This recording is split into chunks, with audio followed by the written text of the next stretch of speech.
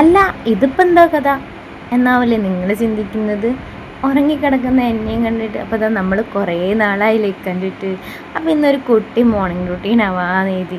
രാവിലത്തെ മടി പിടിച്ചുള്ള എഴുന്നേക്കലാട്ടോ. അപ്പോൾ അത് എഴുന്നേറ്റ് പാടെ കുറച്ച് നേരം അവിടെ അങ്ങനെ ഇരുന്ന് കുറച്ച് വെള്ളമൊക്കെ അകത്താക്കി ഞാൻ നേരെ കിച്ചണിലേക്ക് വന്നിട്ടുണ്ട്.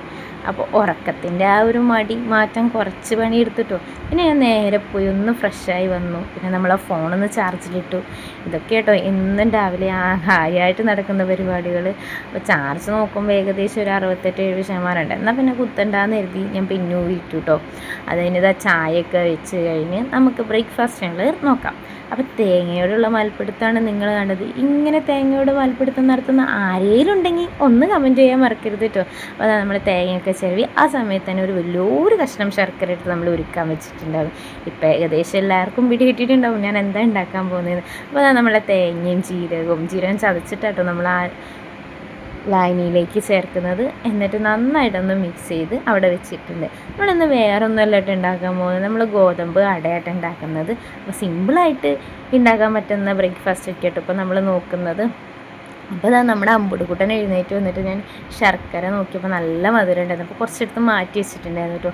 അതെടുത്ത് അവൻ തിന്നുക. പിന്നെ അതാ നമ്മളെ ഇച്ചുമോന് എഴുതാനുള്ള പരിപാടിയിൽ കേട്ടോ. കുറേ ദിവസമായി ആശാൻ്റെ സ്കൂളിൽ പോയിട്ട് അതിൻ്റെ കാര്യമൊക്കെ പിന്നെ നമുക്ക് പറയാം കേട്ടോ. അപ്പോൾ അതാ ഞാൻ ഗോതമ്പ് മാവും ഉപ്പും തുള്ളി വെളിച്ചെണ്ണയും കൂടെ വെള്ളവും കൂടെ കൂട്ടിയിട്ട് അരച്ചെടുത്തിട്ടുണ്ടായിരുന്നു കേട്ടോ. ഇതാ നമുക്ക് ദോശക്കല്ലിലേക്ക് വരുത്താം. എന്തായാലും ആദ്യം ഉണ്ടാക്കുന്നത് എങ്ങനെയാണെങ്കിലും കൊള്ളാവും, അത്ര പെർഫെക്റ്റ് ആവില്ല. അതിൻ്റെ കാരണം എന്താണെന്ന് എനിക്കറിയില്ല. ചട്ടി ചൂടാവാനുള്ളതാണോ അതോ ആദ്യത്തെ ദോശ ചുടുമ്പോൾ ഇങ്ങനെ ആവുന്നതാണോ എന്നും അറിയില്ല. അപ്പോൾ അതാ നമ്മൾ ആ ശർക്കരയും തേങ്ങയും കൂടെ ഉള്ള ആ ഒരു മിക്സ് ഇതിലേക്ക് ചേർത്തിട്ട് രണ്ട് സൈഡും കൂടെ നമ്മൾ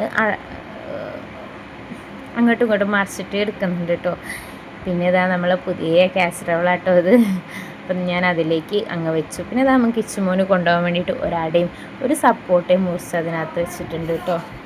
ഇതിൻ്റെ ഇടയ്ക്ക് എൻ്റെയും മക്കളെയും കുളിയൊക്കെ കഴിഞ്ഞിട്ടോ. നമ്മൾ വലിച്ചു വാരി ഇന്നത്തെ പോലെ വ്ളോഗൊന്നും എടുക്കുന്നില്ല, ചെറിയ ചെറിയ കാര്യങ്ങളൊക്കെ ഇതിനകത്ത് ഉൾപ്പെടുത്തുന്നുള്ളൂ. പിന്നെ ഇതാ നമ്മളെ ഇച്ചുമോൻ്റെ ബുക്കും ഇതൊക്കെ എടുത്ത് ബാഗിനകത്ത് വെച്ച് പാത്രവും വെള്ളം കുപ്പിയും ഒക്കെ എടുത്ത് അവന് സുന്ദരക്കുട്ടപ്പനാക്കാം കേട്ടോ. അപ്പോൾ നമ്മുടെ അമ്പുടുമ്പോൾ ഫോൺ എടുക്കാനുള്ള തന്ത്രപ്പാടിലാണ്. അപ്പോൾ അവനും കൂടെ ഒന്ന് ഒരുക്കി എടുക്കണം. നമ്മൾ ബസ് വരാൻ ഏകദേശം സമയമായിട്ടുണ്ട്. അപ്പോൾ അതാ ഞാൻ കുറച്ച് പൗഡറൊക്കെ അവൻ്റെ മുഖത്ത് ഇട്ട് കൊടുക്കുക കേട്ടോ.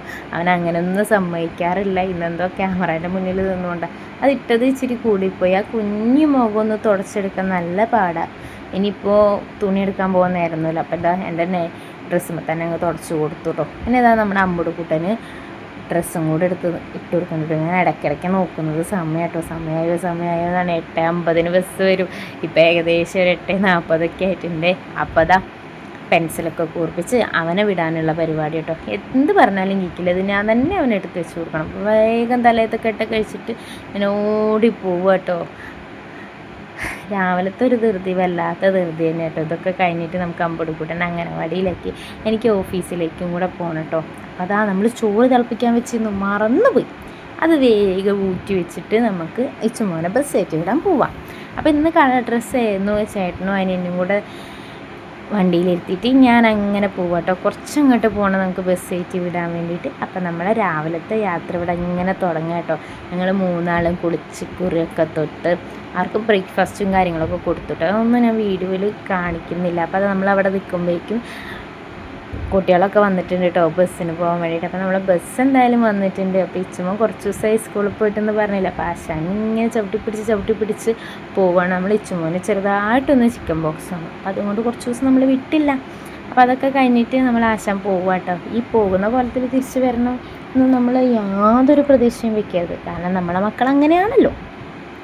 അതൊക്കെ കഴിഞ്ഞ് വീട്ടിൽ വന്ന് കുറച്ച് ക്ലീനിങ്ങും കാര്യങ്ങളൊക്കെ ഉണ്ടായിരുന്നു. കറിയൊക്കെ ഉണ്ടാക്കി ഞാനും അമ്മൂടും ഒരുങ്ങി അതാ പോകുന്നു. അപ്പോൾ ഹെൽമെറ്റ് ഇട്ട് അവനെ കൂട്ടാതെ പോവാന്ന് എഴുതിയിട്ട് അവൻ അപ്പോൾ നിങ്ങളിത് അംഗനവാടി പോവാണ്. അപ്പോൾ ഒന്ന് മുഖം വീർപ്പിക്കലുണ്ട്. കാരണം ഞാനൊന്നാണ്ട് മാറിക്കഴിഞ്ഞാൽ അച്ഛനൊന്ന് ഓക്കെ ആവും കേട്ടോ. അപ്പോൾ എന്നെ കണ്ടിട്ടുള്ള കരച്ചിലാണ്. പിന്നെ ഞാൻ ഓഫീസിലെത്തി എൻ്റെ വർക്കുമായിട്ട് ഞാൻ അങ്ങനെ പോയി. അപ്പോൾ ഇത്രയൊക്കെ ഉള്ളൂ കേട്ടോ നമ്മളെ വീഡിയോ.